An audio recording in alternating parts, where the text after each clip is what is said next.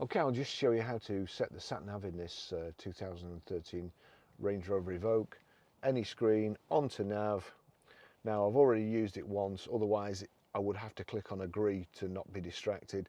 So the maps come up, we want destination entry, postcode, we're Grosvenor Garage, Blackburn Road, Higher Walton, Preston, P, where's R gone, R.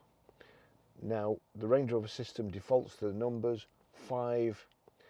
Also, this is a 2-number postcode, so you don't have to put a space in on the Range Rover system. 4, which you do on a lot. E, A. PR5 4EA. Yes, that's what we want, so we click OK.